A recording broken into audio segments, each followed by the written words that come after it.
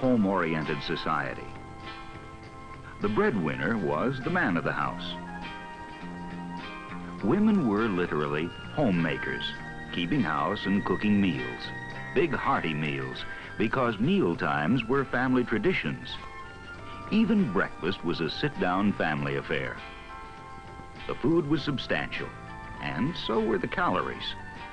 These traditions remained much the same from World War I through the Roaring '20s, and changed in the '30s only to the extent that some Depression Americans didn't get enough to eat, period. World War II changed everything. The entire nation geared itself for war. Farmers took factory jobs. Women began working on assembly lines. Meat and canned goods were rationed, and nutrition became a government concern. Better diets were promoted in many ways. Breakfast cereals were a vital, unrationed food, and cereal makers voluntarily began adding thiamine, niacin, and iron to help meet wartime needs. After the war, more and more women took jobs outside the home. They spent less time shopping and preparing food. A new lifestyle had evolved, and the food industry responded. Thus, the appearance and acceptance of convenience foods during the '50s and '60s. Few housewives were willing to spend as much time in the kitchen as their mothers did. Today's working mother just doesn't have time for yesterday's lifestyle. She hears those who criticize processed foods, but she knows these foods give her time for other things. Nevertheless, there are many questions on her mind. What can you eat nowadays? One day it's some problem with canned foods, then a magazine article quoting some scientist who claims one single vitamin can solve everything. And then there's the talk shows. They have all kinds of people on criticizing one food after another. Actually, they're usually promoting some diet book they've written. That's the one thing they don't criticize. Bye-bye, sweetie. Oh, and the newspapers. Now, they either quote one scientist and scare you to death, or they talk to several and leave you so confused you don't even care. When it comes to cereals, I have been eating cereals all my life. Hi, Mom. Hi, sweetie. But today you hear so much criticism of cereals and processed foods in general that I just really don't know what's best for my family anymore. All I really want to know is, are cereals nutritious? How can I find out? Oh, and what about those sweetened ones people talk about? Because of today's interest in food, the public is exposed to a confusing mass of information, some accurate and some not.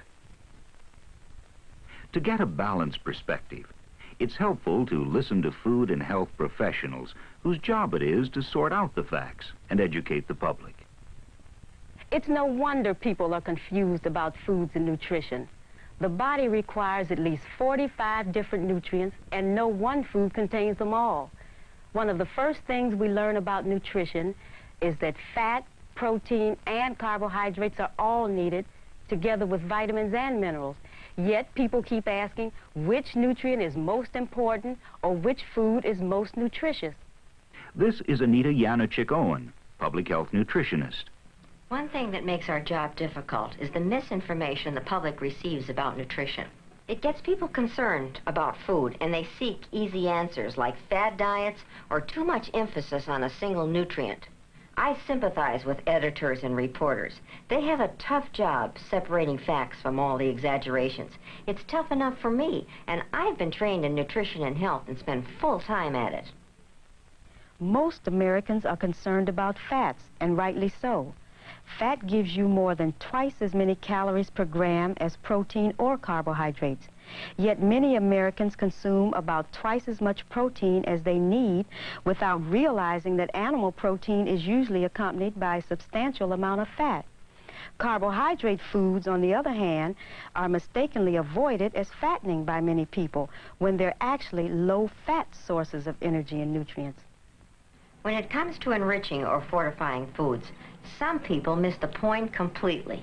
The fact is that certain foods are so widely consumed and relatively inexpensive that they are ideal carriers of nutrients that people need. Salt, for example, is a good carrier for iodide, and milk for vitamin D. Likewise, breads and cereals are effective carriers of added nutrients.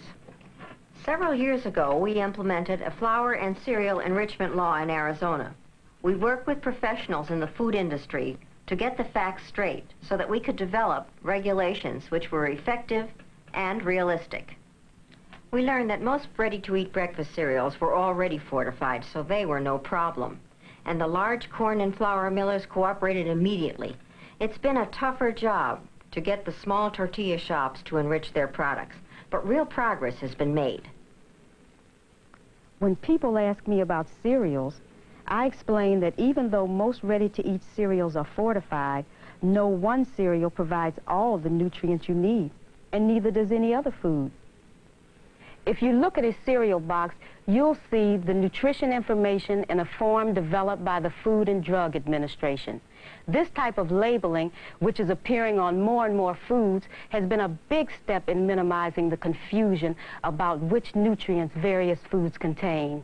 Nevertheless, people are still confused by such things as misleading single-food animal studies. Dr. D. Mark Hegsted, former chairman, Food and Nutrition Board of the National Academy of Sciences, National Research Council, became so concerned about this that he decided to prove just how unsound single-food animal research can be. His results demonstrated that even such common foods as milk, hamburger, bread, cereal, spinach, potatoes, and orange juice did not support normal growth and development in young laboratory rats when each food was the only source of nutrients. The rats thrived only when fed a nutritionally complete diet. Just the opposite of single-food diets is the way certain foods supplement one another. Dr. James Kirk of Michigan State University explains. This cereal is fortified to provide 25% of the recommended daily amount of 7 key vitamins and iron in a 1-ounce serving. It's fortified at this level because many nutritionists recommend that breakfast provide about 1/4 of the day's nutrients and calories. This pattern, now common among ready-to-eat cereals, realistically recognizes that cereals are served with milk more than 95% of the time. Thus, the nutrients added to these cereals are deliberately chosen to complement the nutrients present in milk. Let me show you what I mean. This chart shows the proportion of key nutrients in a cereal and milk serving. The cereal is shown by the gray area, the milk shown by the dark area. Notice that the cereal is high in iron, some B vitamins, vitamins A, C, and carbohydrates. Whole milk is low in these nutrients, but an excellent source of calcium, protein, and phosphorus. Both foods, of course, contain nutrients in addition to these. When you eat cereal with milk, you are combining plant and animal proteins. Normally, your body utilizes each type of protein to a different extent. But when you combine them, the nutritional value of the plant protein is increased. Macaroni and cheese, chicken and noodles, and a ham sandwich are other popular combinations of plant and animal proteins. Whenever we're speaking to parents or dental hygienists, one of the questions asked most frequently is, do pre-sweetened cereals increase tooth decay? The answer is no. And this answer is derived from several investigations, one of which was carried out here in Boston at the Forsyth Dental Center. Our study involved about 1,000 children, 7 to 11 years of age, from 690 families in metropolitan Boston. This is an area without significant amounts of fluoride in the drinking water. The participants received all the breakfast cereals they wanted, both regular and pre-sweetened, free for 2 years, so that their consumption of cereal was higher than average. Complete dental examinations were made at the start of the study and at annual intervals. In spite of the children's free access to unusually large quantities of regular and pre-sweetened cereals, no increase in tooth decay could be related to the cereal consumption.